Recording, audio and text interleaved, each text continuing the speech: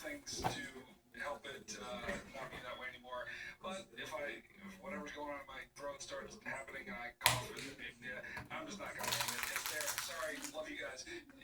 This is how it goes. Show must go on. So, all that to say, I say we go ahead and get this party started. So, let's begin with Unit 3. Unit 3, Civil Liberties and Civil Rights. Okay, first big idea.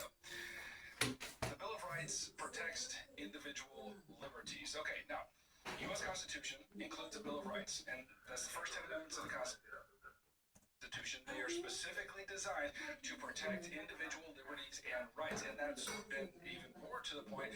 Those are enacted in order to protect individuals in their civil liberties from intrusion from the federal government. Okay? Now, when the Bill of Rights was first written, first ratified, the protection of these liberties did not include protection from state governments. That didn't come till after the Civil War, and it's a whole thing that we'll get into.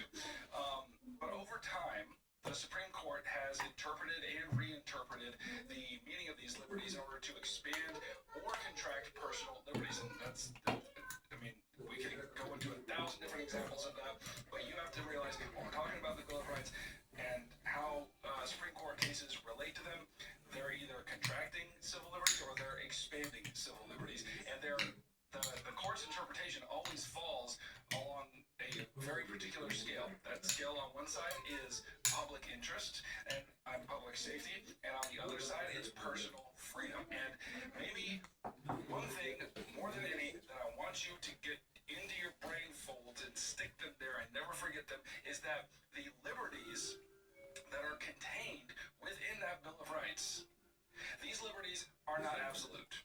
Okay? And I'm going to expand on that as we go tonight, but those liberties are not absolute. Just because it protects freedom of speech doesn't mean you can say anything you want at any time, at any place. It's not what it means. Okay? That's what I want you to remember. And that leads us to big idea number 2. Supreme Court has engaged in an ongoing debate over the First Amendment's protection of freedom of religion, centered on balancing majoritarian religious practices and free exercise. Okay, so when it comes to the freedom of religion, we'll start there. There are 2 clauses in the First Amendment that you really need to know. Number 1, the Establishment Clause. Number 2, the Free Exercise Clause. So the Establishment Clause protects the civil liberty of, it prevents the federal government from either endorsing or creating a state religion, a state church, that sort of thing. The Free Exercise Clause says that the federal government cannot infringe on the legitimate free exercise of someone's religious practices. Now, those 2 clauses have been the subject of ongoing debate, and, the attempt is always to try to balance the majoritarian religious practices with free exercise, okay? And 2 very important cases, required cases that you need to know, put that tension on display. First is Engel v. Vitale. Now, that was 1962. The complaint in that, I'm not going to go through these cases in too much detail, but the basic complaint in that case was that, mandatory public school prayer, they argued, violated the Establishment Clause of the First Amendment.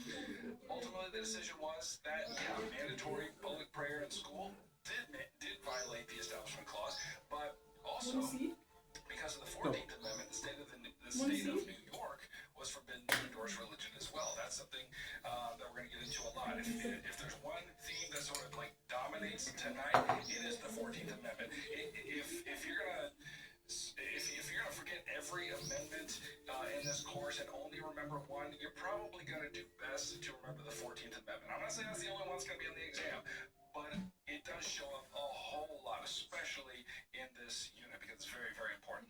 Now, that was the Engel case. The second case that puts that, majoritarian religious exercise versus majoritarian religious practices versus free exercise tension on display is Wisconsin v. Yoder. I saw some of you guys mentioning that, hoping to the good Lord that is going to show up on your FRQs. And for your sake, I hope that it does. And I don't have any inside information. I don't know anything about this, but I love you guys, so I hope it does, if that's what you're feeling good about. Anyway, back to the program. Wisconsin v. Yoder. So the complaint here compulsory schooling after 8th grade violated the free exercise, the protection of the free exercise of religion among Amish communities who wanted their kids to stay home after 8th grade. Ultimately, the decision was that the court ruled that it did violate the free exercise clause because requiring these children to continue in school would expose them to values that ran counter to their community's religious beliefs. And so, remember, I talked about the tension. Do we, balancing free exercise, public safety, public interest with individual liberty. These two cases are a clear example of the court ruling in favor of individual liberty. Okay? That leads us on to big idea number 3. The First Amendment's protection of freedom of speech is not absolute, as I already said. But in order to restrict speech, the government has a high bar to reach. So, yeah, can the government restrict speech? Yes, it can. Is it easy for the government to restrict speech? No, it is not. So the key case for symbolic speech, the protection of symbolic speech, was Tinker v. Des Moines. That's 1969. In that case, school administrators suspended students from wearing black armbands in protest of the Vietnam War, and they were like, hey, this is going to disrupt class. Vietnam War was very contentious. Ultimately, the court decided that the administration had violated, they did violate the First Amendment right to symbolic speech for these students. And, the administration, they were fearing the disruption that would cause, but the court argued, there wasn't any actual disruption. It was just you were afraid of that disruption. So, ultimately the ruling said, no, the administration, really their only motivation was to silence these students' protests. So, now, ultimately, as the court has considered First Amendment speech cases, they're working to maintain that balance between social order and individual freedom. As I said before, that's very important to remember. And so, when it comes to free speech, over time, the court has decided that speech can be restricted. But, as I said, there's a high bar to reach, and speech can only be restricted on the following conditions. Number 1, time, place, and manner regulations. Okay, so the ruling was that the government can restrict the freedom of speech, but they can't restrict the content of that speech. The words that are flapping out of your mouth hole. They can only silence or regulate the time in which you flap your mouth hole, the place in which you flap your mouth hole, and the manner in which you flap your mouth hole. Say it. Okay.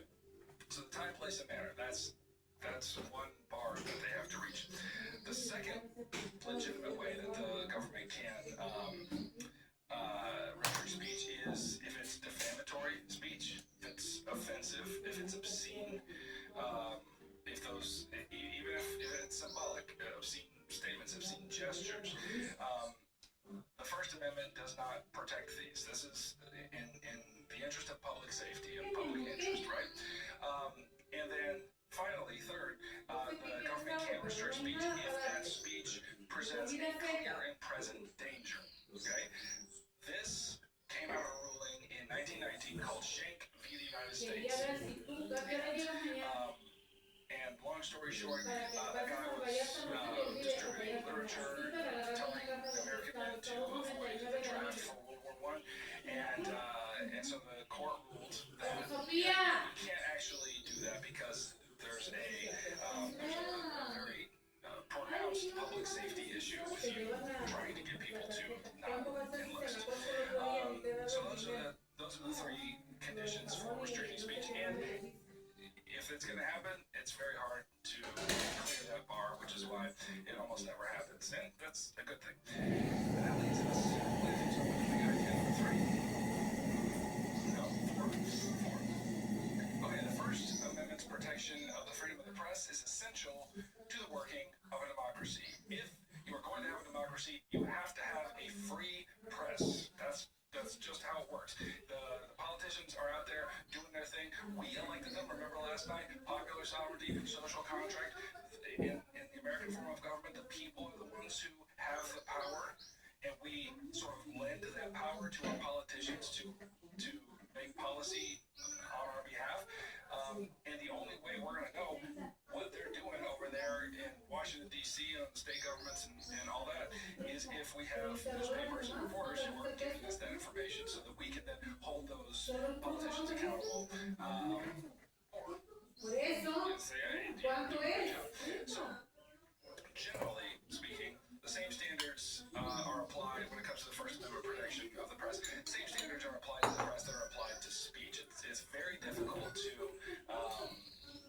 silence the news from a legal standpoint. And that's a big reason for that is because the court bolstered the press through a case called New York Times v. the United States in 1971. Long story short, President Nixon wanted to shut down the publication of some leaked classified documents about the Vietnam War. That frankly made him look really bad, and the New York Times wanted to publish this, and he wanted to shut it down in the name of national security. Well, ultimately the court ruled in favor of the New York Times, saying that cries for national security don't justify prior restraint. Okay, and prior restraint is the term that has the right to restrict the content of printed material before it is printed, and that justification is almost always national security. You can't print this because it's going to cause some real national security problems. But again, that option for invoking prior restraint, it's very high, very difficult to reach. And that leads us to big idea number 5. We're cooking tonight, guys. We're cooking. Yes, the Pentagon Papers. Yes, that's what they are, indeed. No, I don't have any FRQ predictions. My mind doesn't work that way. I wish it did. Okay, let's go back to big idea number 5. The Supreme Court's interpretation of the Second Amendment has almost always upheld an individual's right to own a gun. Oh, good. Something that's not controversial. Just deal with the facts here. So, a very significant case in Second Amendment case history was the District of Columbia v. Howard in 2008. This is not one of your required Supreme Court cases, but it is very, very helpful and it is in the curriculum as well. So, in this case, a security guard in Washington, D.C., he wanted to carry his revolver home with him for personal safety, and the gun laws that were in D.C. at the time basically made owning a gun for self-defense impossible. So, trigger lock. The point is, if somebody broke into your home, unlock this and do this. In this case, ruled and established for the first time an official interpretation of the Second Amendment that upheld an individual's right to own a gun. Now, we're going to go further on the Second Amendment later, but now let's go to big idea number 6. So, again, none of the rights in the Bill of Rights are absolute. Absolute. Absolute. Each right is always a balancing act between individual liberty and public order and safety. Okay? It's kind of reiterating what we've said before, but man, these are important. So here, we're just going to get sort of a junk drawer of how the several other amendments have been interpreted in light of this balancing between individual liberty and public order. So let's go with the 8th Amendment first, okay? The 8th Amendment prevents cruel and unusual punishment and excessive bail. And so that has led to debates among the states about the death penalty and torture. And when it comes to the death penalty, the 5th Amendment says, we're in the heading of the 8th Amendment here, but let's just take a little detour over to the 5th Amendment. The 5th Amendment says that a person can be deprived of life just as long as done within the confines of the due process of law. But through various Supreme Court cases, states have either restricted or expanded the application of the death penalty. And I'm not going to get into those cases now. You just need to know that it's been some states allow death penalties, some do not. They interpret it differently. Then we'll move on from the 8th Amendment and talk about debates that have gone on around the 2nd and the 4th Amendments. So, with respect to the 4th Amendment, which offers protection or enshrines protection against unwarranted searches and seizures, you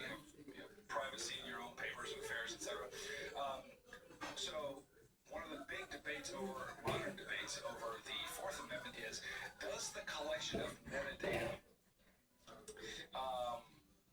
interfere with public safety and individual rights? And then on the Second Amendment front, does gun regulation promote or interfere with public safety and individual rights? And so on the Second Amendment side, the gun rights debate is always inflamed by mass shootings. You guys have been alive long enough to know that. Anytime there's a mass shooting, this debate comes right back up. So like a few years ago, there was a shooting in Las Vegas. It killed like 60 people, wounded a little more than 400, I think. And as a result of that, several states banned something called bump stocks. And basically those are, I don't know anything about guns, so forgive me if I'm saying this wrong, but a bump stock, as I understand it, turns a semi-automatic weapon basically into a fully automatic weapon. And so as a result of that shooting, the gun rights debate flared up just as it always does, and there was meaningful legislation put into place as a result and in response to that event. Then when it comes to that balance with the Fourth Amendment, the Fourth Amendment protects citizens against unreasonable searches and seizures of property. And then more recently, after September 11th, the attacks of September 11th, 2001, President George W. Bush signed into law the Patriot Act. It was, a program that allowed the federal government to interfere with third-party cell phone carriers in order to search for leads on suspected terrorists by collecting metadata from cell phones. Now, metadata, in case you don't know, is like all the information about communication with the exception of the content of the communication itself. So when was the call made? How long was it? From whom? To whom? That sort of thing. And where from? Whatever. And in the wake of 9/11, Americans for a while were like, yeah, okay, that's fine. We don't want another terrorist plot. The government's going to uncover it. That's great. But over time, when the extent of this data collection on Americans was leaked by a guy named Edward Snowden, who was a national security agency contractor, American citizens began to wonder if that kind of collection, the scope of it, and the extent of it, with the federal government being able to look at their communication and the metadata that indicates who called whom and all that. And there was a new debate over whether that was a violation of Fourth Amendment rights. Okay, so the big one in modern times is the collection of metadata when it comes to the Fourth Amendment. Okay, let's go on to big idea number 7. You guys get it? Why no AP Euro review? It's because the way that they put all the exams that I cover in 1 week, and it was, I would have to double up on some nights. I think it would be kind of rough. I don't think I could have time, and then nobody would get my best. So I'm sorry. I love you guys. I hope the videos help. Anyway, big idea number 7. Selective incorporation. Oh my gosh. If you phased out, if you zoned out, point your ear holes this way, because selective incorporation is an important one. So selective incorporation applies the protections of the Bill of Rights to the states through the 14th Amendment's due process clause. All of these big ideas are important, but for some reason this one is striking me as particularly important. I don't have any inside information. I don't know. I do know selective incorporation is going to be on your exam. I don't know how, or why, or in what capacity, but it's a big one. So, as I mentioned at the beginning, originally the Bill of Rights only applied to protection from the federal government, okay? And then 2 things changed this. Number 1, the 14th Amendment was passed, and it has itself a due process clause, which says that no state shall abridge the rights of citizens. So this is a huge change. Like, now the Bill of Rights is protecting citizens not only from the federal government, but also from state governments, too. It's hard to overstate what an important development that was. So then we get to selective incorporation. Basically, by definition, what this means is selective incorporation is the process of applying certain civil liberties to the states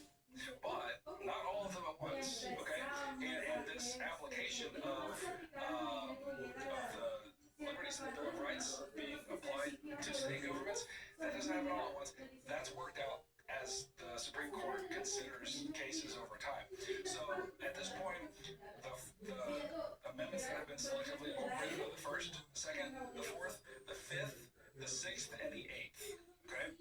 They've all been selectively incorporated through various court decisions, but I'll just give you one example, and that is the Second Amendment selective incorporation through a case called McDonald v. Chicago. So, go back to the Heller decision. We talked about it like 5 minutes ago. The Heller decision, even though the court ruled in favor of Heller and interpreted the Second Amendment as a protection of an American's right to own a gun, that decision only applied to federal law. Okay, because Washington D.C. it's a weird thing. It's not a state. It's a federal territory, and so it's got its own sort of designation. So the Heller case didn't apply to the state level. And so the argument in McDonald v. Chicago was that states should extend protections of the Second Amendment to states. And so ultimately the court ruled that ruled in favor of that and applied the Second Amendment right to the state. So now in all states, no state can infringe upon an American's right to own a gun. Okay? That leads us to big idea number 8.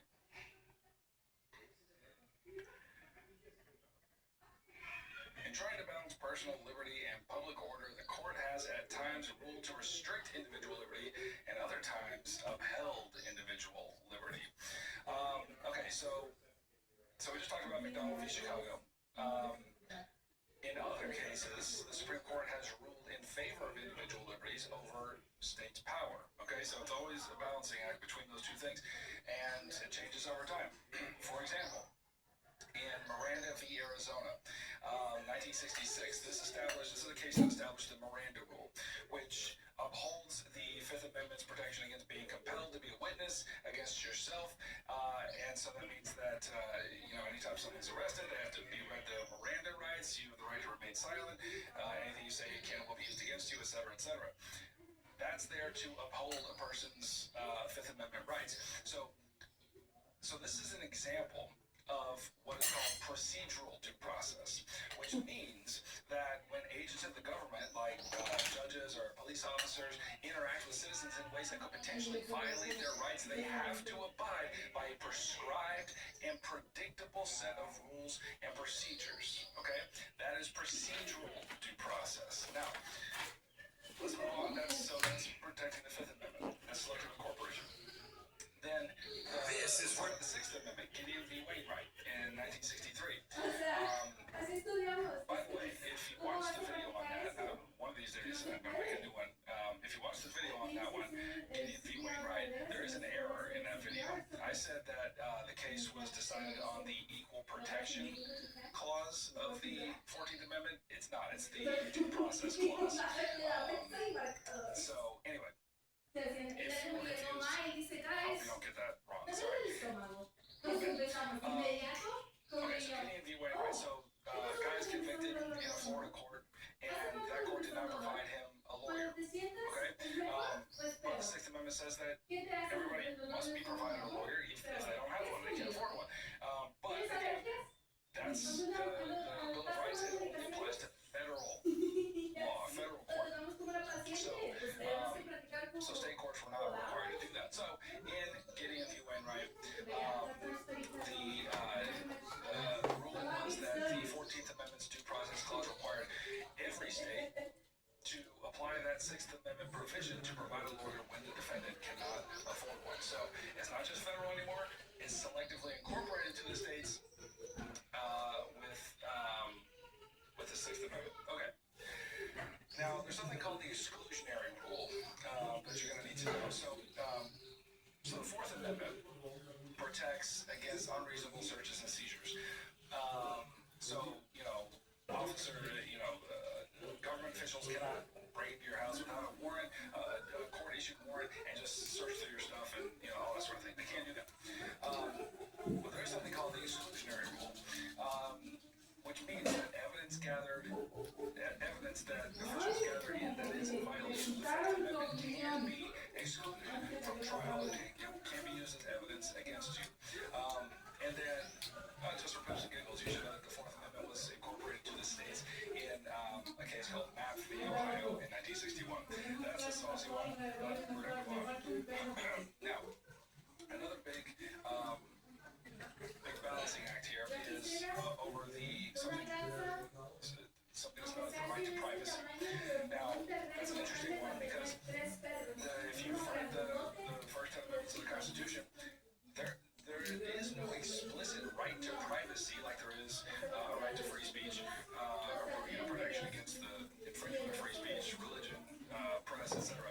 There's not the freedom of the right to privacy is not explicitly stated, but it is implied in several other amendments. And I won't go through all that right now. I'll just tell you how it is implied in the Fourth Amendment. And for that, let me deal with Roe v. Wade, a case from 1973. Now, in that time, many states had anti-abortion laws. Texas was among them. Woman get an abortion, but she could not legally do it under Texas law. And so, at the end of the day, the court ruled that Texas law violated this woman's right to privacy as implicitly stated in the First, Fourth, Fifth, Ninth, and 14th Amendments. Okay? It's not as important as that you remember all of those amendments, but just to know that the court interpreted a right to privacy within those. And so this was an example of the court ruling according to, we talked about procedural due process before. This is an example of the court ruling according to substantive due process, okay? Now, procedural due process, which I mentioned before, that's about maintaining, proper procedure for carrying out laws to make sure everybody gets the same treatment, everybody's rights are protected. Substantive due process is about whether the laws themselves are just. And, in the Roe case, the Texas laws against abortion were negated via substantive due process. Now, you should know that the Roe case, the Roe v. Wade case, was overturned in 2022 by another case called Dobbs v. Jackson. And remember, I said last night, it is very rare for the court to overturn a precedent on account of the principle of stare decisis. And so, it took from 1973 to 2022 for it to actually happen. But in Dobbs v. Jackson, that officially overturned Roe v. Wade, and the court ruled that the Constitution does not protect the right to abortion and then returned the legislative power over abortion to the states. Okay? All right, we got two more big ideas here. Let's get through them.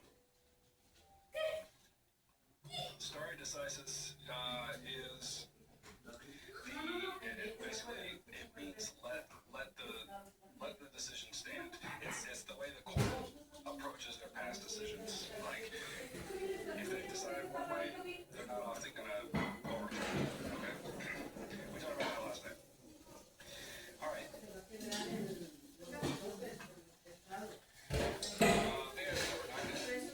Constitutional provisions have inspired and supported social movements. Okay.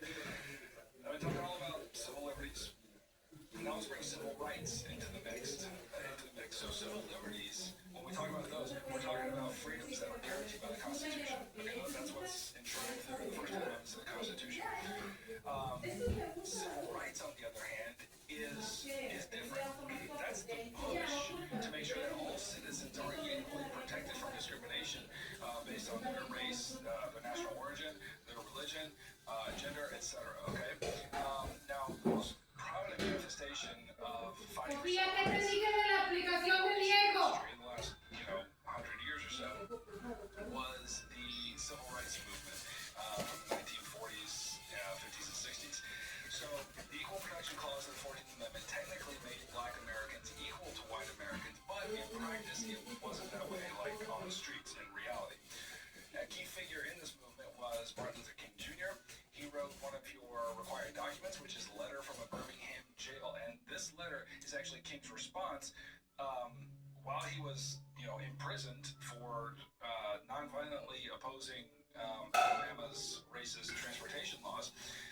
This letter is a response from King to the white clergy of that city who urged him to wait patiently while they worked on civil rights on the legislative and the judicial level.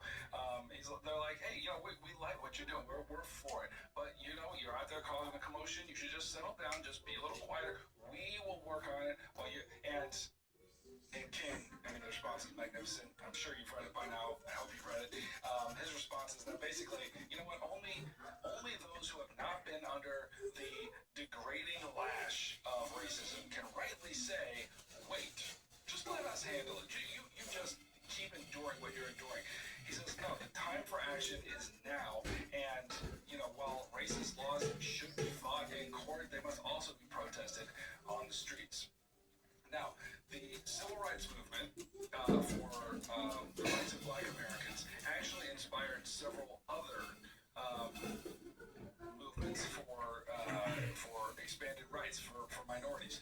The next one I want to mention is the women's rights movement. So, in 1919, and by the way, all these movements I'm about to mention, it's not like they just started in, the civil rights movement for Black rights didn't just start in like the 1940s. It had been going on for centuries before that, 200 years before that. Women's rights didn't just start, after the civil rights movement.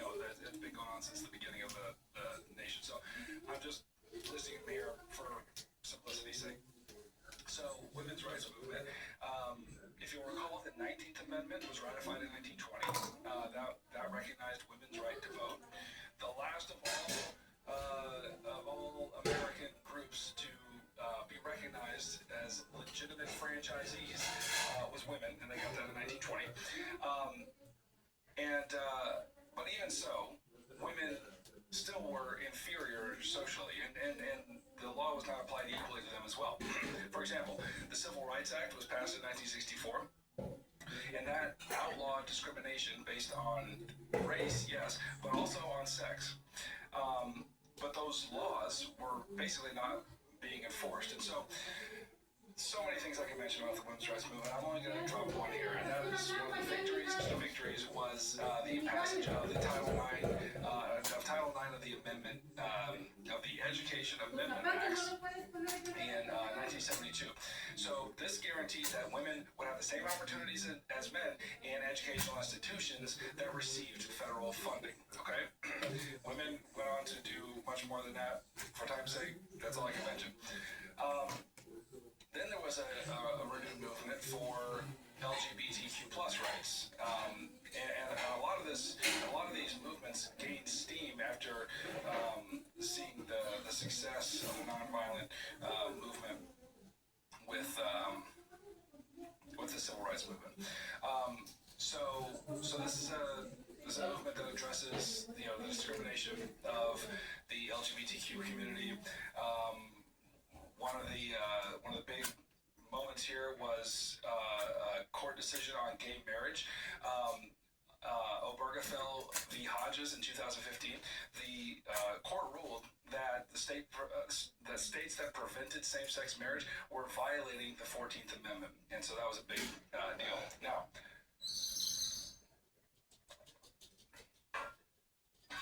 T's working. Now, the last civil rights movement that I want to, or the last social movement I want to mention is the pro-life movement. So, I already mentioned, in 1973, Roe v. Wade prevented states from outlawing abortion, and that created a huge backlash, especially among conservative, and then especially among conservative religious Americans. So, so the pro-life movement sprang up, started arguing for the rights of unborn children. That they argued that what was that what was developing in the womb was not just a collection of cells, but actually a human being that deserved to have their rights protected. Okay, now.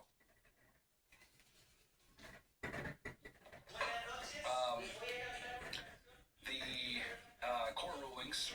My big idea went away. Too long. Here it is. Okay, so what are we talking about? Social movements? Oh yeah, social movements. Okay, so one big big thing you have to know about these social movements, a lot of these were very much grassroots movements. They came, the people got together, they began demanding their rights, and you're going to need to know at least a couple of examples of how the government responded to those calls for expanded rights. I'll go real quick. Number one, court rulings. Okay. Great example here is Brown v. the Board of Education in 1954. This is a required case, and at the end of the day, it mandated the racial desegregation of public schools. But the government also responded by the passage of various policies. I mentioned the Civil Rights Act a little bit ago.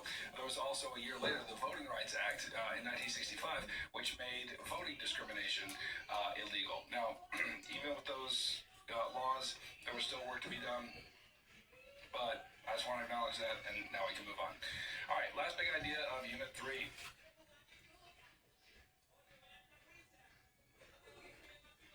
Grassroots movements are when it's like a bottom-up movement. It's the people come together and do it, not like the government does it. Okay, big idea number 10. The Supreme Court has at times allowed the restriction of the civil rights of minority groups and sorry, I'm reading that wrong. The Supreme Court has at times allowed the restriction of civil rights of minority groups and at other times has protected those rights. All right, let's go through this one. Now, big example here, just get right to the heart of the matter, is affirmative action. So affirmative action, basically, these are policies that are enacted that favor certain groups that have historically been discriminated. Now, an example here is regarding college admissions. In the case the Regents of the University of California v. Bakke in 1978. Now, in that case, a white man, was applying for admission to the University of California, and he was denied admission in favor of minority applicants. Bakke argued that the 14th Amendment was violated because he was denied admission based on his race. And so this became known as, reverse discrimination. And the rule, it's happening. Sorry, guys. That's the last time I'll say sorry. There it is. Bakke. So the ruling in this case was that mandatory racial quotas are unconstitutional, but it didn't necessarily ban affirmative action. Like, race still could be used as a consideration for admissions. It just got a little murkier there. So that is everything you need to know for Unit 3. Let's get some of this tea in me, and I'm going to read some in brain health. Thank you. We'll see.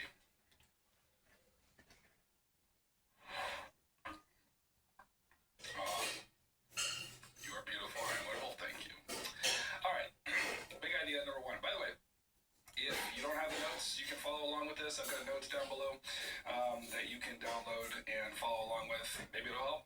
I don't know. Maybe it won't. But they're there for you if you want them. Unit 4, big idea.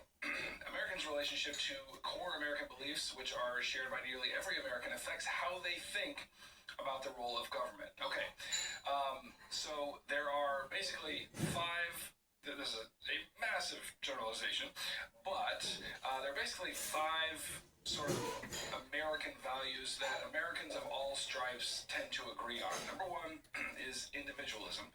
Number 2 is equality of opportunity. Number 3, free enterprise. Number 4, the rule of law. And number 5, limited government. So, all Americans basically agree on these fundamentals in principle, but depending on each citizen's political ideology, those 5 ideas are interpreted differently. So, when I say political ideology, that comes along a scale, and that scale is basically from liberal to conservative, okay? And if you're a liberal or somewhere along the scale on that side, you're going to interpret these ideas differently. But if you're a conservative, you're going to interpret these ideas differently as well. Like conservatives and liberals are going to look at individualism and say, yeah, we can all agree on that, that's great. But what they mean by individualism, a whole different thing. For example, a conservative looks looks at individualism as this is a technical term for it. I'm not like throwing shade. This is just a technical term for it. It's called self-centered individualism, which emphasizes the interest of individuals above the interests of society. Okay. But liberals look at individualism, they interpret it, it's almost not fair because the way liberals interpret individualism is called enlightened individualism. Again, not my term, it is what it is. But basically that emphasizes the opposite, basically emphasizing the interests of the group above the interests of the individual. And then, another example, liberals and conservatives are going to look at equality of opportunity and say, yeah, that's something we all value. Very, absolutely. But a conservative will look at it and say, when it comes to equality of opportunity, individual sweat is going to lead to success. Like, it doesn't matter who you are, if you work hard enough and you're not lazy, you're going to get everything you want. Okay? Liberals will look at equality, the value of equality of opportunity and say, look, not everybody starts on the same, equal footing. And, some government intervention may be necessary to support those people's advancement because they were not granted the same privileges that these other groups were. Okay? So those are just two examples. So you need to be able to apply that same kind of reasoning to the beliefs of free enterprise, the rule of law, limited government, etc. But for now, we're going to move on to big idea number 2. Cultural factors influence political attitudes and socialization. Okay, so different factors influence how people think about politics. Okay, and that's what we call political socialization. Okay, how does a person develop and come to hold their particular political beliefs? For most people, it's not because they went away into a library for 5 years and studied everything they could possibly read and came to conclusions and all the research and everything. It's like, and that's fine because who has time for that? You can't do that. But there's so many other factors that go into how you hold political beliefs, and the most important of those factors include family, school, your peers, the media, social environments like religious institutions, for example. And so those things affect how people think politically. And then another factor that affects political socialization is the phenomenon of globalization. So this is especially, since this is accelerated since after World War II. But globalization is basically referring to the increasing interconnectedness of the world. And so now we're getting more information from so many different cultures, so many different places, and that's going to affect how we think politically. There's also other things that affect political beliefs are generational and life cycle effects.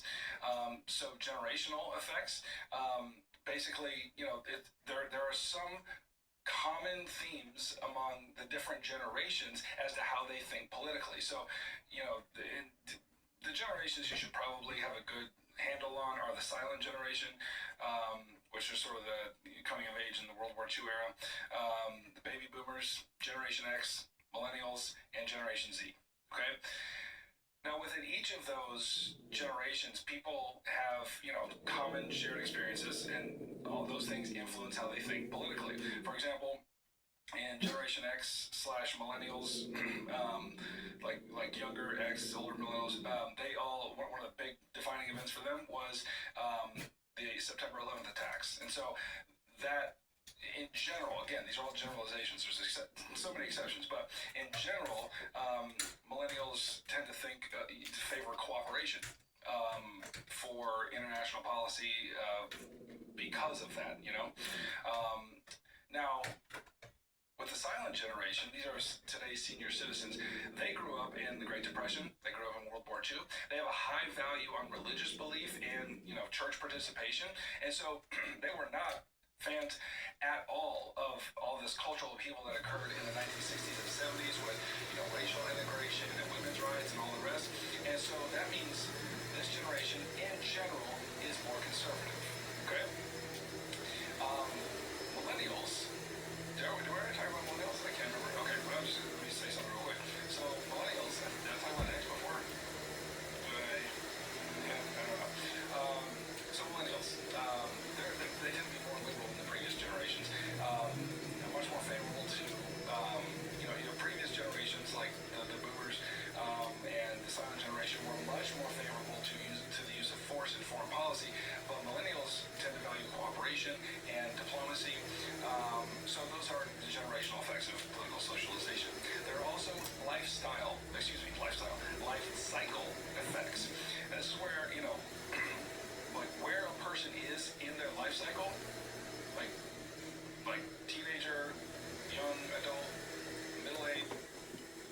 Most of love.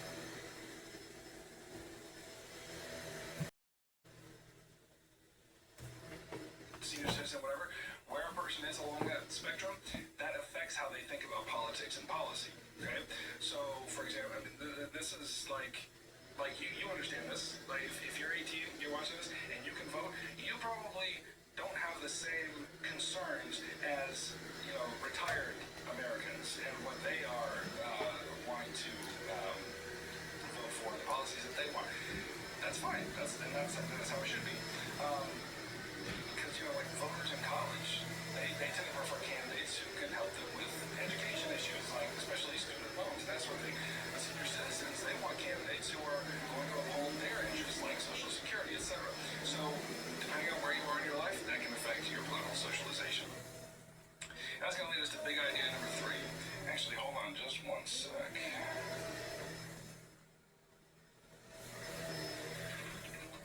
Talk amongst yourselves.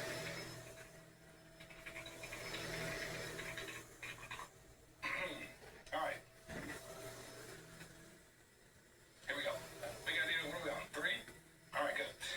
Big idea number 3. Public opinion is measured through scientific polling, and the results of public opinion polls influence public policies and institutions. Okay, so you're going to need to know 5 types of polls that are used to measure public opinion. First is an opinion poll. Okay, an opinion poll is just getting a feel for the public's opinion, or their opinion or their feelings about a certain candidate or a certain policy. That's all it is. This is what it sounds like. The second kind you need to know is a benchmark poll. This is a poll that's taken at the beginning of a candidate's run on a certain issue or what people think of the candidate. And then that gives the campaign, like a benchmark, as it's called, against which they can compare future polls to see how they're doing. The third kind of poll you need to know is a tracking poll. These are polls that are conducted over time and, usually with the same group of people, and that gives information on how the group feels about a given issue as the campaign progresses. The fourth kind of poll that you need to know is an entrance poll. These are polls that are conducted before people enter their polling location in order to vote, and basically they're just asking, hey, how are you going to vote? And then the pollster marks it down. And then the fifth type is the opposite, and that is exit polls. And those are conducted right after voters leave their polling location, and they ask, how did those people vote? Now, public opinion polling, so much we can say about it. But the thing I want to emphasize here is I want to figure out, okay, how do these pollsters ensure that their measurements are legitimate, right? They don't just go on the street and ask people, but they have to have certain techniques, okay? One of those techniques is sampling, okay? They have to have, in order for polling data to be accurate, they need to pull from a representative sample. So a representative sample is basically a small portion of the larger population that has the same characteristics of that larger population. With that smaller part, they can then, extrapolate and generalize to the larger population. Also, the sample has to be random. They have to have a random sample. So this means that every member of the population has to have an equal chance for being selected in order to participate in these polls. But even if it's a lovely random sample and it's a representative sample, even if they've done all their work, there's always going to be some degree of error in polling numbers. Okay, like every poll, no matter how rigorously it was composed, it always has the possibility for error in it. And that's because you're not actually asking every single person in the population. You're asking a representative group, and there's always going to be some wiggle room there. And that leads us to big idea number 4. There is a discernible relationship between scientific polling and elections and policy debates. All right.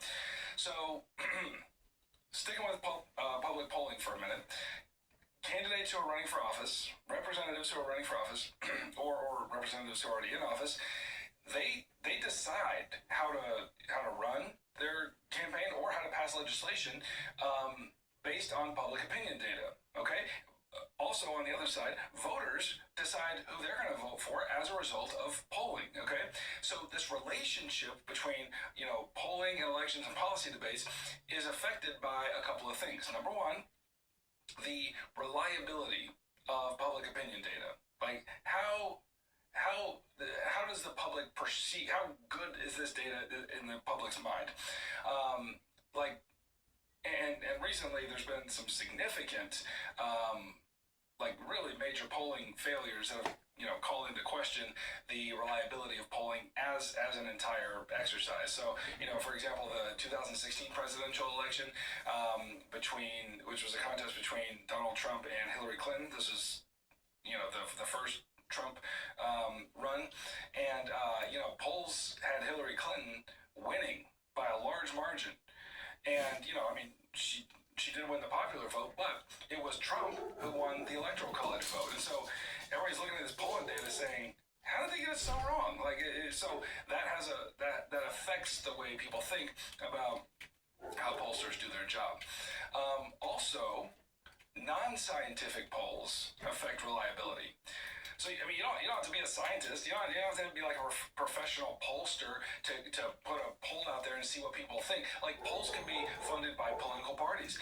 They can be funded by certain partisan news outlets, and they do this in order to demonstrate sort of they bias their results in order to demonstrate support for partisan policies, and for the candidates that I gotta stop hitting this, for the candidates that they want to see elected. And so ultimately this is a lot of smoke and mirrors. It's not reliable, but it does affect the way people think. They see this, it's a very partisan, well-funded poll, and it seems very biased, and that has a way of, it can affect the way people think about actual, real, scientific polling, okay?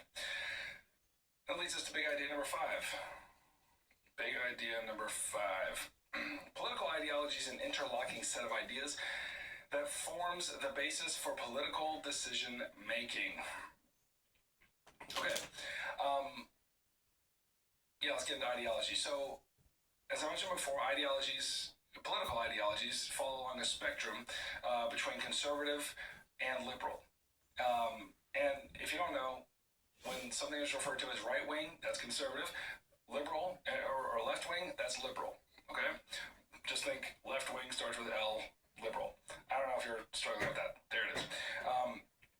Now, most Americans, in general, would consider themselves moderate.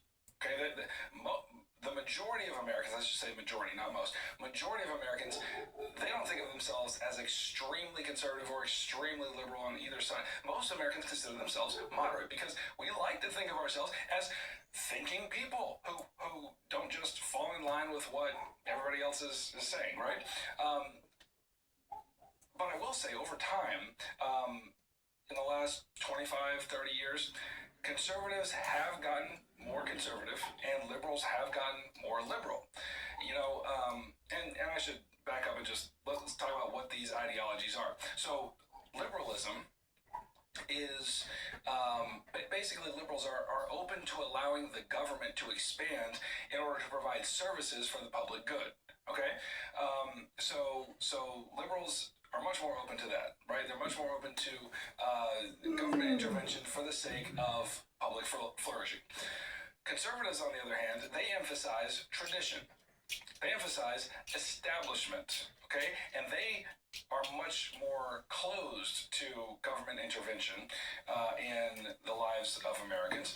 So liberals would say, conservatives would say, hey, if it ain't broke, don't fix it. Whereas liberals would look at society and say, well, it is broke, so the government has to fix it, okay? Now, there are two major parties that basically align with these ideologies.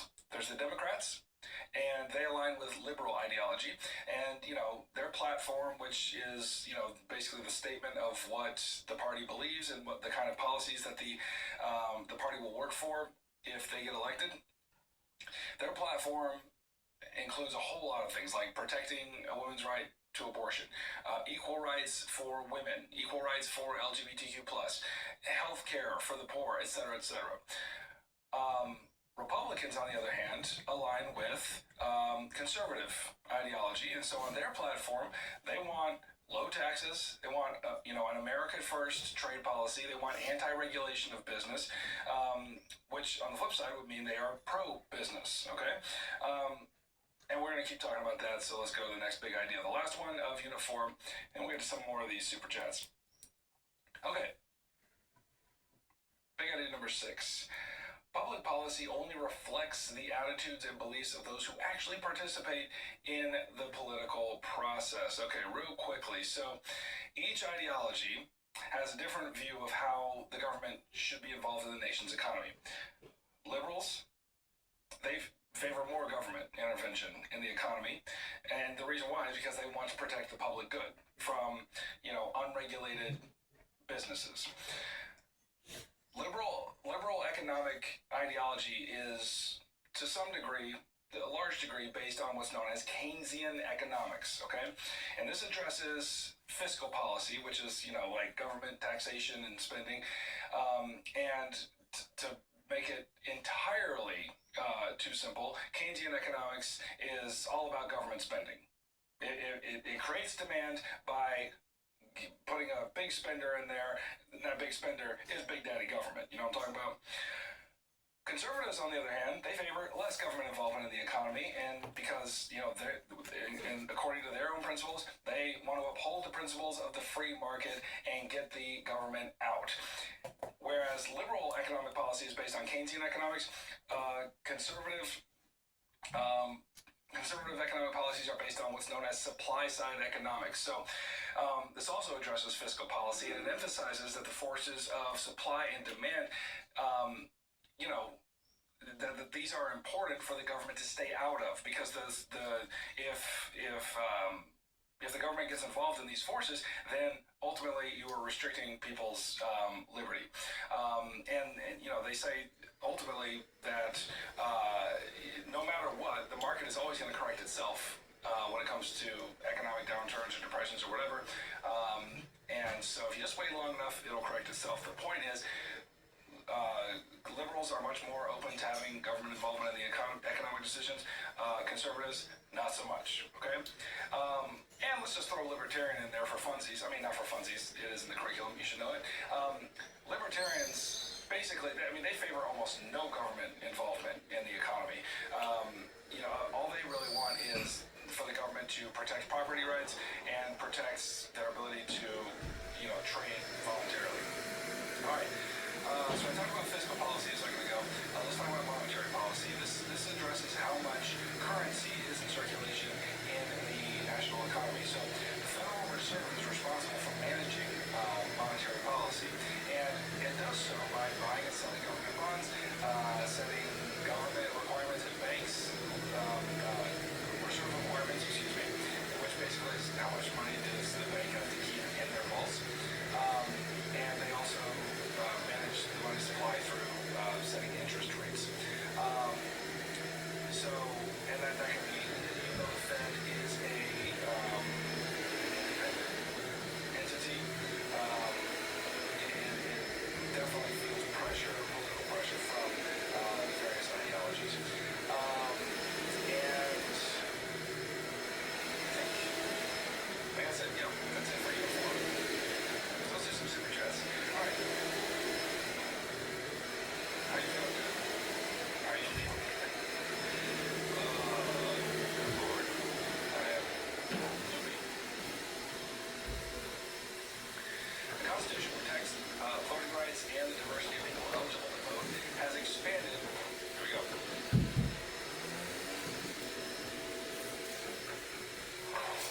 Political participation. Big idea number 1. The Constitution protects voting rights and the diversity of people eligible to vote has expanded over time. Okay, so over time, the right to vote, which the word for that is franchise, so don't get confused if you see that. The right to vote over time has been expanded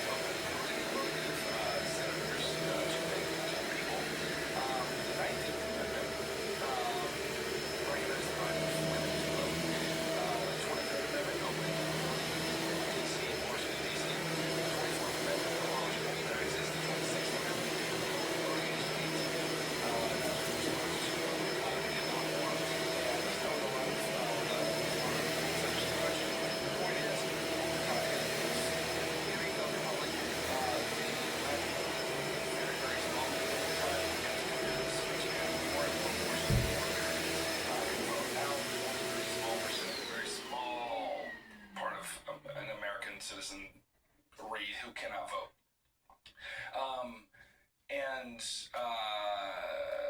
I guess that's all I have to say about that.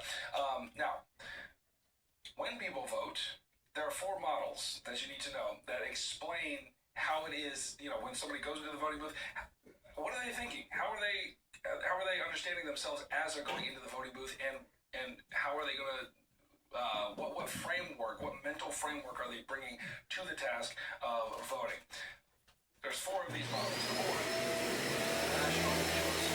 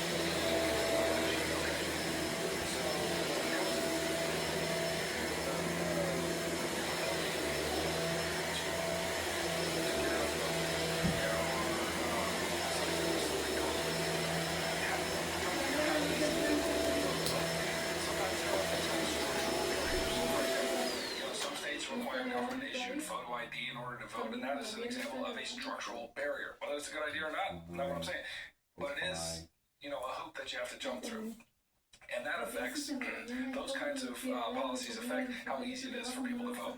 There's also the issue of political efficacy, which is a citizen's sense of whether or not their vote can actually make a difference. Okay, so for example, a conservative, a Republican who lives in New York, which is a deeply blue state, deeply democratic state, might feel like his or her vote doesn't count for anything. Like, I could go vote for the Republican candidate, but I live in New York. It's not going to happen. Okay, so that's the idea of political efficacy.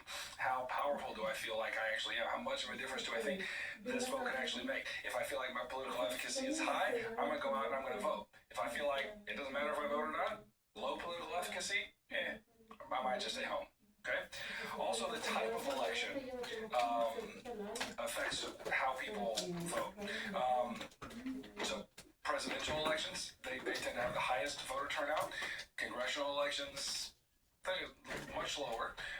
And then, as you go down to the local level, state level, county, local, municipal, those turnouts tend to be much lower percentage-wise than the presidential election. So the type of election also affects how people get out and vote. Also, demographics are a powerful tool in predicting how people are going to vote. So, for example, gender. And again, we're talking about generalizations here. These are, this is data. Women tend to vote for Democrats in higher numbers than Republicans. Men tend to be the opposite. Okay, so demographics, gender plays a role in how people vote. Age also plays a role in how people vote. So, the youngest eligible voters turn out in the smallest numbers. Okay, so people who just turned 18 and they get a chance to vote, they tend to be the smallest represented in any given election. But they also tend to lean Democrat. The oldest voters tend to be the most represented, and they tend to lean Republican. And so, even if those two ends of the age spectrum are equal in terms of numbers of people, the fact that older voters voters vote more often than younger voters means that it's going to skew towards the older voters' ideology. Okay? All right, big idea number 3.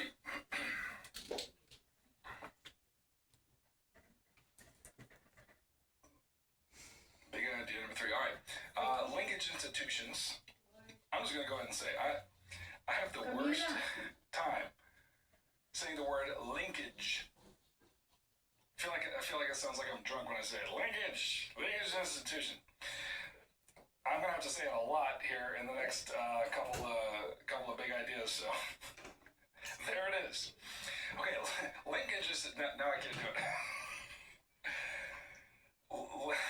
Linkage institutions are just the other one for me is judicial. I sound drunk when I say that. Judicial. That's a hard one to say. I don't know why. Okay. Linkage institutions are social structures that connect people to their government or the political process and allow individuals to communicate their preferences to policymakers. Okay, so let's talk about the big 4 linkage institutions that you need to know. Number 1, political parties. Number 2, interest groups. Number 3, elections. Number 4, media. Okay? In the next big idea, we're going to talk about all 4. But now let me just talk about political parties for a second. So, what is a political party and what do they do? Well, by definition, a political party is an organization that sort of forms around ideological beliefs, and their main goal is to put forward candidates for election. Well, the main goal is to get those candidates elected, but they always put forward a candidate for an election. And what parties do very well is to mobilize voters and educate voters on the platforms of their particular parties, which is the next point, that parties actually create platforms and that outline the policies that they're going to the policies that they hope to pass if their candidate was elected. So, as you should probably know by now, Republican platforms, the platform of the Republican Party is going to align mainly with conservative ideology, so like low taxes, national security, minimal government intervention. Democratic, the platform of the Democratic Party is going to align mainly with liberal ideology. So there's going to be emphases on minority rights and public welfare, government intervention in order to make sure that society is flourishing, etc. So that's what parties do. Parties also manage campaigns for their candidates. Their main goal is to get their candidate elected by hosting fundraisers, implementing targeted media strategies that's going to appeal to the most voters, and a candidate could do this on their own, but parties are well organized with help in order to do this. Now there's also a phenomenon with political parties that's known as party realignment. Okay, this is when large groups of voters move from one party to another. And that can happen, it doesn't happen often, but that can happen if a party is, badly defeated in an election. Because it's like, okay, clearly the parties look at themselves and say, clearly, we're not as effective in voters' eyes as we thought we would be. For a big example of this was when the Democrat Franklin Delano Roosevelt was elected, beat the Republican Herbert Hoover by an absolute landslide in 1932, and then FDR won an even bigger landslide in 1936 when he beat Alf Landon by an even greater margin. And so at that point, a lot of the more centrist members of some major coalitions of the traditional Republican Party began to move over into the Democratic Party, and the Republicans had to have a reckoning with who they are, what they believe, how they want to get candidates elected from then on. All right, you guys were asking about campaign finance. It's now time, okay? So campaign finance laws have also affected the way parties interact or the way they do their jobs. So since the 1970s, campaign finance laws and Supreme Court decisions have very much changed how much money can be lawfully given to candidates and to parties. We're talking more about that in a moment, ad nauseum. Also, what has affected parties is changes in communication and data management technology. So, parties now rely on psychographics in order to understand very deep understandings of who voters are and what they care about, and they use that information to refine their candidate's look. Like, that guy should not be wearing a coat; he should just be wearing a T-shirt, or he should have, a beard or not a beard. Like those kinds of things. Those are just image things, but the psychographics are applied to all kinds of messaging for the candidates. It's pretty wild. And that leads us to big idea number 4. Where's my mouse? There we go. Big idea number 4. The U.S. operates as a two-party system, and that makes it very difficult for third parties and independent parties to ever win an election. Okay, now there's 2 reasons. Go through this quickly. Why can't third parties ever win an election? I mean, it's very difficult. I mean, theoretically could, but it's very difficult. Why? 2 reasons. Number 1, winner-take-all voting districts. Okay? In the Electoral College system, which is what was laid out by the Constitution, whichever candidate wins the most popular votes is awarded all of the electoral votes of that state. Okay? So it's a winner-take-all. And there's 2 exceptions to this. There's Nebraska and there's Maine. They split their electoral votes. But for every other state, it's a winner-take-all system. And so, since the 2 major parties, they're the biggest parties, they appeal to the largest amount of voters. And so that makes it almost impossible for a third-party candidate to receive any electoral votes, since they never even, muster close to the majority of, popular votes in any given state. The second reason it's hard for third parties to get elected is because of the incorporation of third-party agendas into the platforms of the major parties. Now, third parties often are much more narrow in what they in their agenda and what they support. Like, often third parties are emphasizing certain policies like environmentalism, etc. And so, if there's a significant contingent of Americans that support the agenda of that third party, then all one of the major parties needs to do, the Republicans or the Democrats, all they got to do is make a strategic move and incorporate those items into their own platform, thus nullifying the need for the third party. So, third parties, they got it rough out there, and those are 2 big reasons why. And that leads us to big idea number 5. Interest groups are a linkage institution that mostly form around single issues or a certain demographic in order to influence policymaking. All right. So the goal of interest groups is to persuade policymakers to pass legislation, and specifically to pass legislation that aligns with that group's interests. And one of the chief ways that they do that is through the activity of lobbying. So, because many of these interest groups form around a single issue, those lobbyists are often policy experts, right? They can help policymakers understand the impact of certain legislation. They can educate congressional representatives and help them pass it. That's the best possible interpretation of lobbying. But also, remember what I mentioned last night, that interest groups are one point on the iron triangle, right? You've got agencies, congressional committees, and interest groups, and all of them work together in order to get policy passed and, make sure each other are informed and that sort of thing. And these relationships can be very mutually beneficial. Again, that's the most positive interpretation of iron triangles, because they're good. They can be very good. Just like anything, they can also go bad, but they can be very good.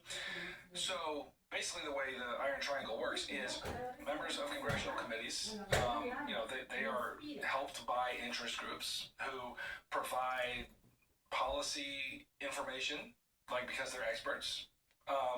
Also, those interest groups will provide campaign donations if the representative seems to be sympathetic to the group's goals. And then around and around that relationship goes. Now, the level of influence that interest groups are able to exert depends on a few factors. Number 1, funding. In general, groups with better funding have much, much more power. Okay, just for example, the NRA, the National Rifle Association, they got lots of money. They got lots of power. Then there's the other thing that affects it is the free rider problem. So when a group of a larger group of Americans benefits from the efforts of the interest group, then it's like, the interest group is doing all the funding, doing all the lobbying, doing everything that they do in order to get this particular policy passed, which is going to affect lots of people in America. That's what's known as free riders, right? The people who benefit from it are not necessarily part of the interest group themselves. They're not paying the bills, but their proposed legislation is going to help a lot more people than those in the group. That's going to lead us to big idea number 6. Big idea number 6. All right. The president is elected through a series of steps and ultimately through the Electoral College. Tasty.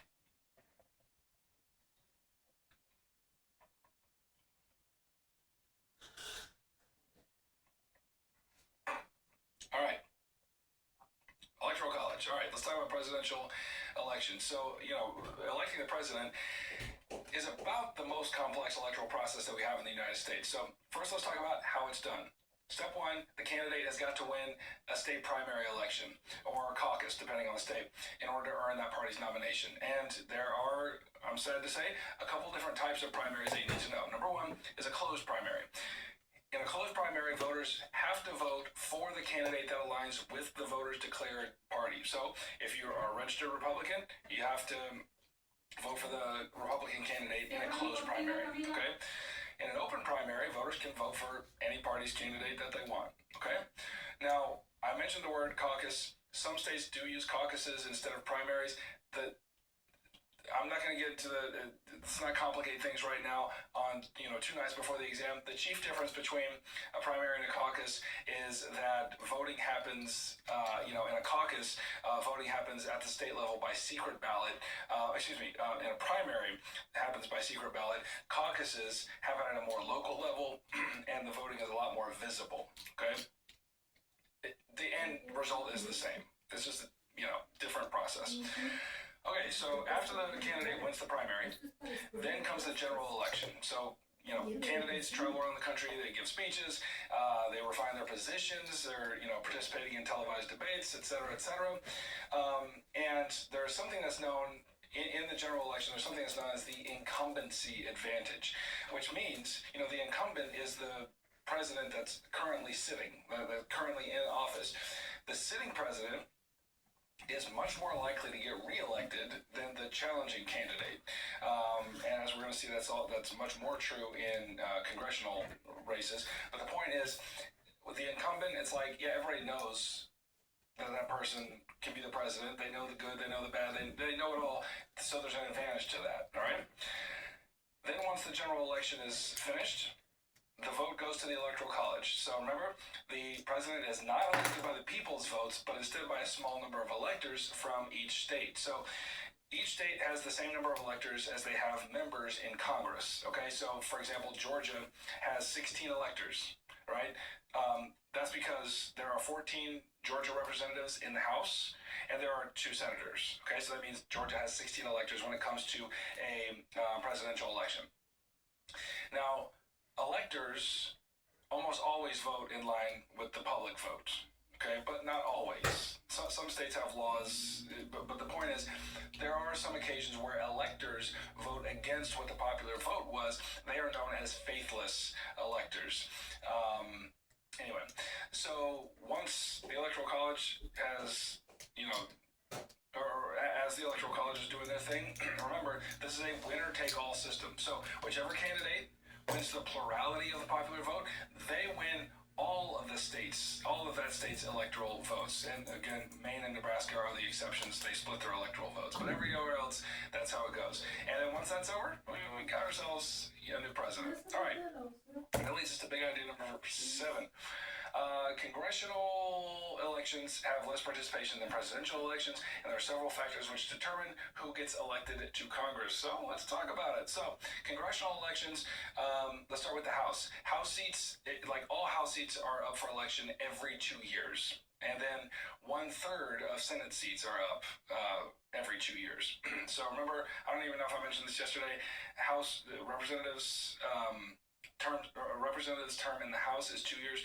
A senator's term is 6 years. And senators get reelected every 6 years, but they're staggered. So that a third of them get elected every 2 years on 1 year, then another third, and you get the point.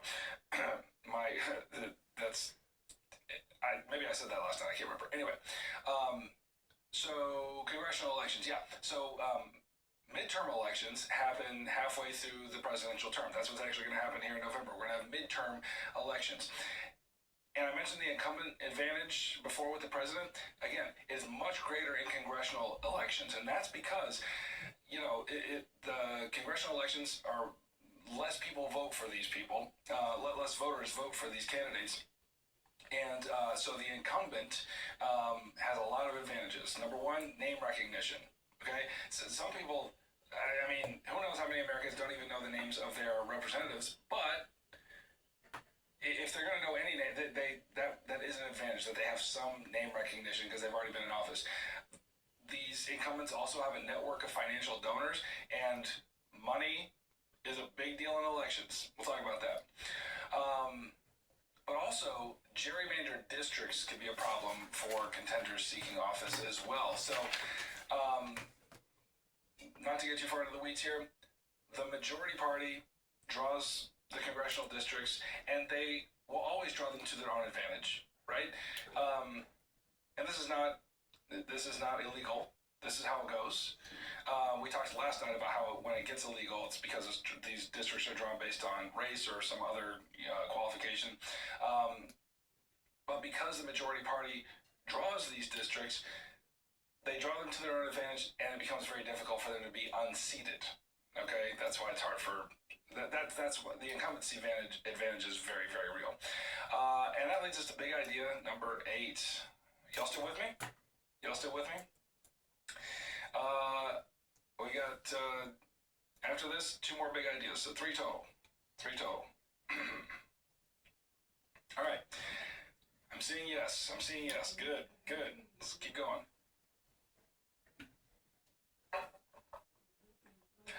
Running a campaign for office is a complex and exceedingly complicated process, and campaign organizations and strategies affect the election process. All right, y'all are cooking now. All right.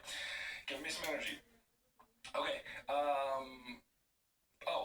Campaigns. Okay, so one of the most important things for campaigns that often makes or breaks who wins is fundraising. Okay, it's rare for a candidate to finance their own campaign, but instead they rely on party funding and individual donors and organizations like political action committees or PACs or super PACs. There's so many different kinds of ways that money can be filtered. So over time, political campaigns have gotten much longer, and that means they've gotten much more expensive. In a whole lot of countries, it's not unusual for campaign seasons to run 10 weeks or less. And that's because they have laws mandating it, but there are no such laws in the United States. And so, with states competing for earlier and earlier primaries, because the ones who go first often get a bump in tourism dollars, the election season has gotten longer and longer over time, and that means it is more and more expensive over time, and that leads us very nicely into big idea number 9. Money is at the heart of political campaigns. I wish I could tell you it was ideology. I wish I could tell you it was rational choice voting, but money is at the heart of political campaigns. But there are laws that govern such financial contributions, and that has led to the debate about the proper role of money in politics. So, for this, let me just go ahead and introduce you to the Federal Election Commission, the FEC. This was an entity that was created by Congress in 1974. Now, the law which created the FEC also stipulated that individuals could not donate more than $1,000 to a candidate, and a political action committee could not donate more than $5,000 for a candidate, and this is both per election.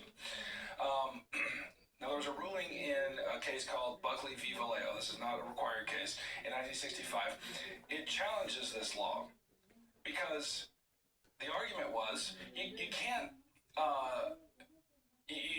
restrict how much money we give to political candidates, because at the end of the day, if I'm giving money to a political candidate, that's essentially my speech. right?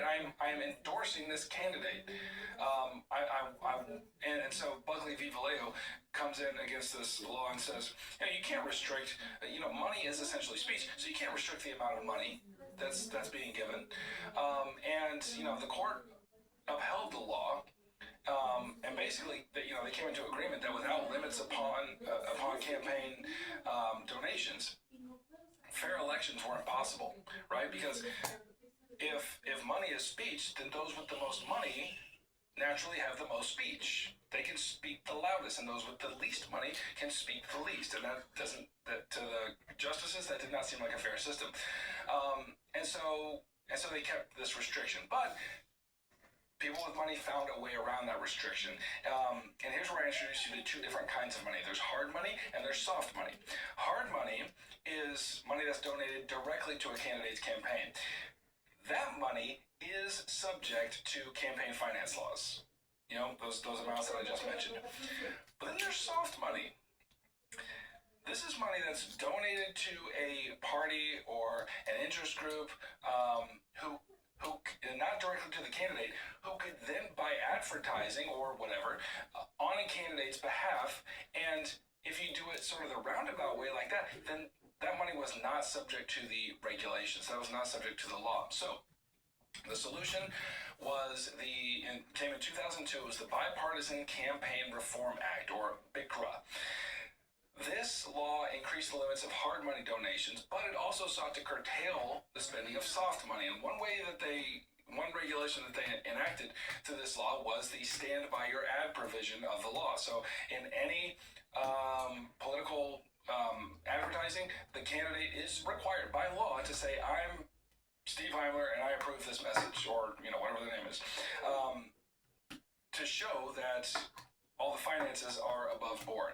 Now, the big case, required case on campaign finance is Citizens United v. the Federal Election Commission. That came in 2010. This argued that the BICRA, the law that I just mentioned, that those limitations amounted to, again, a violation of free speech. So, like, if a corporation or other entity wants to spend money to endorse a candidate, they argued they should be able to do so in unlimited measure because of the principle of freedom of speech. Now, the court, in this case, ruled that restricting campaign donations was a violation of free speech. Therefore, the corporate funding of ads as a result of this decision, Citizens United, the corporate funding of ads and broadcasts cannot be limited by law. Okay? So ultimately, the thing that people often mention about this case is that it established the precedent that corporations are people, and they cannot have their free speech curtailed. And here it is. Ladies and gentlemen, the last big idea of the night. Big idea number 10. The media is a linkage institution. Of course it had to have linkage in it. The media is a linkage institution. It's also known as a watchdog agency, which holds the government responsible to its citizens. All right. So the media play a big role in political agenda setting, and that's through several different means, and that's changed over the course of history. When it comes to the traditional news media, in the beginning of the Republic, it was political messaging occurred through newspapers. Then over time, we got radio in the first half of the 20th century, and radio was used to broadcast political debates. Franklin Delano Roosevelt used the radio to great effect to talk to Americans about what was going on in his New Deal programs addressing the Great Depression, and we talked about that last night, so I'll move past that. Then, a couple decades later, television became one of the main communication tools for political messaging. And television was an interesting one, especially as it sort of came of age. It was technology that came of age during the Vietnam War, and so these television news reports are coming out of Vietnam that are profoundly contradicting what the president and his officials are saying about what's actually going on in the war. Like, people can see it with their eyes on the television. The president's saying, yeah, it's so great. Everything's going real well over there. We're almost there. Just a little more escalation and we got it. And so that led to a profound trust gap in the presidency. and in the federal government. But the different ways in which the media do their job. Okay, one is investigative reporting. This has been around for a long time. The heyday of it was typically thought of during the progressive era, the first maybe 20 years of the 20th century. A good example here is Upton Sinclair's The Jungle, which provided a very in-depth investigation on the profoundly unsanitary conditions in meatpacking plants, which I won't go into. But investigative journalism, one of the things that it does is it exposes certain scandals to the reading public, to the American public. And as a result of Upton Sinclair publishing The Jungle, several very important pieces of legislation were passed, like the Meat Inspection Act, I'm forgetting the other one off the top of my head. But the point is, the way the media covered these scandals led to reform. Okay, so the media, it's very important what they do. But with the rise of social media, that's become, the traditional news media is sort of very centralized. Social media, on the other hand, is a lot more decentralized. And social media is unhinged from the traditional outlets. Although, traditional outlets do use social media to, establish their presence on sites like Facebook and X, et cetera, et cetera. Now, the media is also known as a gatekeeping entity, okay? Or the way, one of the features of the way they do their work is gatekeeping. But the idea here is that, look, there's in a single day, like, so much happens around the world, even in our own country, even in our own neighborhood. There's only so much you can fit into, any media outlet. And so, the issues that these newspapers or these news organizations choose to feature, that actually can shape the nature of the conversation, right? And this can especially affect elections because, the media tend to hyper-focus on the races and the minutiae of the races, how each candidate is doing, and that has a way of influencing how people perceive these candidates. And then the last thing I'm going to say is that media has changed in the most recent past. And what I mean is, media ownership. Who owns these media companies? That affects how the news is reported. So, for example, cable news networks, these are a relatively new phenomenon, 20, 25 years or so. Cable news networks who put news on 24 hours a day, they are for-profit companies, which means that they have incentives to report on what gets the most engagement, what gets the most eyeballs. And as partisanship in the news media has increased over time, cable news networks have altered their programming to fit with their audience. So, for example, CNN typically appeals more to liberals. Fox News typically appeals more to conservatives, and the more they lean into those particular ideologies, the less there's going to be any common ground between them. And additionally, when people gravitate towards these outlets, one or the other, they find themselves in an echo chamber of information. Like they're only being fed what confirms the already existing beliefs, and that can it can be a problem. So, with that, that's everything. That's everything. Are you okay? Yeah, I'm okay. I'm good.